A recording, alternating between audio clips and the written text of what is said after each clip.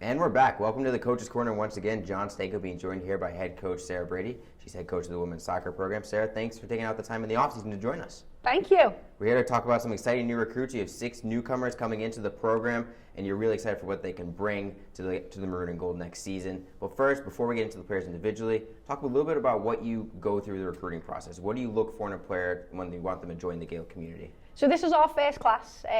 What we looked for was we need a little bit more depth. I think that was something that really handicapped us this season. Depth is not just about numbers, it's about the quality of those numbers. So we're really excited. We lose one player next year, the great Emily, so we will definitely miss Emily, but we're bringing in 6 in her place just to improve our depth, especially with it being a Disney year. And one thing that we noticed when we're going to go through the players, they're all local. They're all from the New Jersey, New York area. Can you talk a little bit about that? Yeah, well, my contacts are very, very strong in Jersey, getting a bit better with New York, and obviously then John is a Long Island guy. So we definitely wanted to re-engage the local community because I think, unfortunately, we got away from it too often in the last couple of years. You don't forget your bread and butter, and we really want to re-engage our local community again. Well, let's get diving into the players. First, we have Angie DeChico. She's a goalkeeper from New Jersey. What can she bring to the Maroon and Gold? So Angie is the most positive person ever. If you've read The Energy Bus, I think because I wrote it about Angie, she's a little like me, but she's bursting with enthusiasm and energy, and she's just going to lift us in spirit as much as she's going to lift our playing ability. Goalkeeper is definitely a position that we need to build depth in, so we're excited for Angie to be here.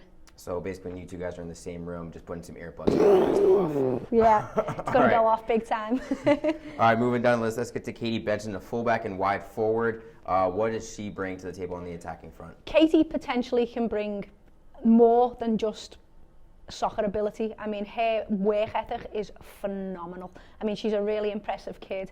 If you look at her athletic stature across all sports, she's definitely a player who can do more than one thing. She's going to be outstanding in the classroom. She's going to be outstanding in a leadership role, even as a freshman. We're really excited for Katie. When you sent me the initial quote, you described her as someone as having true grit. What does true grit mean? True grit, I mean, Katie comes from the Quick Strike Academy. Our current captain is actually a Quick Strike kid, and the one thing that they all have in common is they get it done.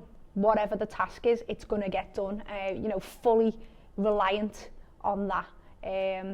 Going into a very tough Disney year, it's an even longer season this year, so we need those kids who, they are hurting, they do feel depleted, but they're going to get it done regardless. Looks like she's got a lot of potential. Now let's move to another New Jersey native from Lyndhurst, a fullback, Kelsey Kearns. She looks like a burner. She holds school records in various track events, and she looks like she can absolutely fly. You excited to see that on the field? Kelsey is someone I'm really excited for because I tell you what, if I was going into a fight, Kelsey would be coming with me. Tough kid, but tough with a smile on her face. She wants the challenge. I think I put in the quote that, she'll pick out the biggest player on the pitch and say, that's mine. Give me that job. And I love that because, coming in as a freshman, you're going to play against people 4 years older than you. So she's going to relish that challenge. I think that someone kind of reminds me of Emily Hansen from last year, the captain, because she'd always fight and a little bit defend the players who got pushed around a little bit, and she wasn't afraid to bump bodies. So I think that's another great thing for freshmen to have that mentality just entering her college career. Definitely. I mean, it's going to bring a lot to the team. I think the more players on our team who can have that mentality, the more we're going to be difficult to beat. So. All right. We got Lindsay Palomo. Am I pronouncing that right? Lisette Palomo. Lisette Palomo. My apologies. She's attacking midfielder and forward. So a couple forwards already on this recruiting list. What does she bring to the table? So Lisette's capable of that wow factor. She's the player that will surprise you. All-round, phenomenal student athlete. I mean, she's going to be in our honours programme.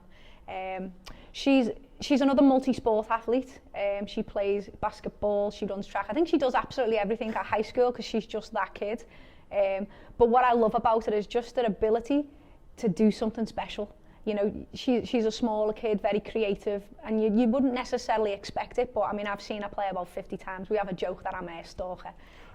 Been seeing her playing a lot on the fields, and she's always capable of that little bit of magic, and that's what I'm excited to bring to Iona. I'm curious, basketball is a hand-eye coordination sport for the most part. Soccer is foot-eye coordination. How do you think playing basketball can benefit playing soccer? I think it's a vision thing and a speed of play thing. It's hand-eye versus obviously foot-eye coordination, but it's a spatial game. It's all about finding the pockets, it's all about penetration, and it's all about getting it done, right? You got to put a basket in basketball, and you got to score a goal in football. So I think the transition elements are what makes good basketball players. You know, they can be good footballers as well. I think Mariana Yaramillo last year had a little bit of the wow factor, able to create shots from out of nothing. It'll be exciting to see those two on the pitch together, absolutely. Definitely, For sure. yeah, I'm excited for them. The Golden Triangle, Amber, Mariana, Lisette. Is that the nickname already? Already, I'm making it a thing. All right, we got Mackenzie Mexner, a center back from Middlesex, New Jersey. She was MVP of her high school team for 3 straight years. She earned the captain honors this year. She seems like an absolute leader there on the pitch and off the pitch. Yeah, commanding, demanding, just an absolute authority at the back. You know, and it's not always just a vocal thing. It's a presence is fantastic. What I love about Mackenzie's approach is she comes from the FC Copa club, the winners. You know, if you look at their club honours list, it's always finalist winners, and it's not just local, it's on a national scale. So Mac comes to us as a winner. She hasn't ever known anything different than that. And she's going to demand that from herself and from her team, and I'm very excited for that. Definitely a good mentality to have, coming and joining Definitely. the Maroon and Gold. Then we got Julia Caracupa.